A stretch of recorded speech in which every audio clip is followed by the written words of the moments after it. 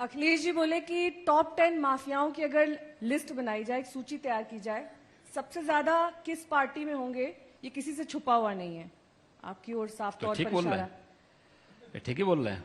और ये तो जनता जानती है, ये तो गांव गांव का एक एक बच्चा जानता है। देखिए, बीजेपी का एक कार्यकर्ता जाएगा, जनप्रतिनिधि जाएगा, जनता उसको बड़े सम्मान की दृष्टि से देखता है, शरीफ है, ईमानदार है, और उससे मूल्यों आदर्शों की बात करेगी। लेकिन मैं एक बात बताऊं, क्या समाजवादी पार्टी के किसी जनप्रतिनिधि या किसी नेता के साथ एक कॉमन मैन का व्यवहार यही रहेगा? कभी नहीं रहेगा। उसको मालूम है उसकी प्रवृत्ति क्या है। आप उम्मीद ही नहीं कर सकते हैं कि वह कहीं जाए और कहीं तोड़फोड़ और आगजनी न करे, कहीं लूटपाट न करे। यह उनकी प्रवृत्ति का हिस्सा है। इसलिए वो ठीक बोल रहे हैं। वो कह रहे बुलडोजर संस्कृति तो आपकी है। तो बुलडोजर संस्कृति इसलिए जिसने जबरन कब्जा किया है, तो वहां पे क्या हम मनोहार करेंगे? बुलडोजर वहां चल रहा है जहां चलना चाहिए, और जो उसका हकदार है वहां बुलडोजर भी चलाया गया है, चलाया जा रहा है। एक सवाल सर, छोटा सा। राजभर जी आपसे बहुत नाराज चल रहे हैं। आप इतना सभ्य तरीके से, सौम्य तरीके से मुस्कुरा मुस्कुरा कर बातें करते हैं, उन्हें क्यों नहीं मना पा रहे हैं? मैं तो मंत्रिमंडल में सबसे वही मुस्कुरा के बात करता हूं, ऐसे ही बात करता हूं, इससे अलग हटके बात करता ही नहीं हूं। अब हो सकता है मंत्रिमंडल में आने पे बहुत सारे लोगों के एजेंडे बदलने शुरू होते हैं, तो हमें भी थोड़ा बदल करके बात करनी पड़ती है। जी, कानून व्यवस्था पर ही अगला सवाल है। देखिए, सवालों की बौछार अब जल्दी जल्दी होगी क्योंकि वक्त खत्म हो रहा है। आपने विकास दुबे एनकाउंटर पे तो कहा कि एक्सीडेंट किसी का हो सकता है, लेकिन आपकी सरकार ने देश में बेटियों को बड़ा मायूस किया उन्नाव और हाथरस कांड से, और इसीलिए इन दोनों पर बड़े गंभीर सवाल के साथ मैं आपके सामने हूं।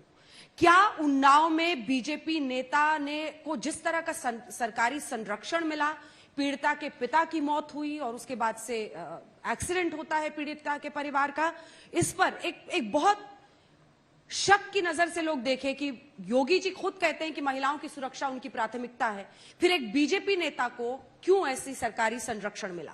हाथरस में पुलिस बर्बरता की ऐसी मिसाल दिखी जिसने सबकी आंखों को नम कर दिया। रातों रात बेटी का जबरन अंतिम संस्कार करना और बाद में कहना कानून व्यवस्था के लिए यह किया गया। मां को अंतिम हक अदा करने का वक्त। देखिए, मुझे लगता है कि आप तोड़ मरोड़ करके प्रस्तुत कर रहे हैं दोनों मुद्दों पे। उन्नाव के मामले में कार्रवाई सरकार ने की थी। ये मेरी सरकार ने उन्नाव में भी कार्रवाई की, हाथरस में भी कार्रवाई की। जितनी कार्रवाई हमने की वही सीबीआई आगे बढ़ा रही। सीबीआई उसके बाद एक भी कदम आगे नहीं बढ़ पाई, और कहीं भी जबरन नहीं किया गया, न उन्नाव में न हाथरस में। ये सच्चाई सामने आनी चाहिए। मामला न्यायालय में है, देर सवेर सच्चाई सामने आएगी। जिन लोगों ने जिस प्रकार के कृत्य किए होंगे, मुझे लगता है कि एक समय के बाद उनको अपने कृत्यों पर जरूर पश्चाताप होगा। सर, आपके एडीजी प्रश्न चिन्ह खड़ा कर रहे थे घटना पर। सीबीआई ने फिर रेप का केस से माना लड़की के बयान क्या? देखिए, हमारी सरकार ने उस समय भी जो बात कही थी और जो कार्रवाई उस समय भी हुई थी, हम लोगों ने तब भी इस बात को कहा। सीबीआई को हमने रिफर किया मामला, गिरफ्तारी हमने की, और तब भी हमने इस बात को कहा कि अगर इनको लगता है कि यूपी में इनको न्याय नहीं मिल सकता तो यूपी के बाहर इस मामले को भेजा जाना चाहिए। मामला दिल्ली में चल रहा है, न्यायालय की प्रोसीडिंग का पार्ट है।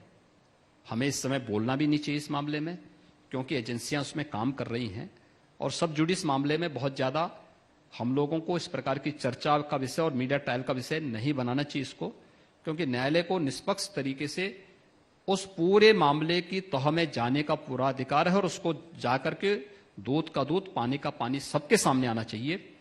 क्योंकि हर एक बेटी और हर बहन को सुरक्षा मिलनी चाहिए।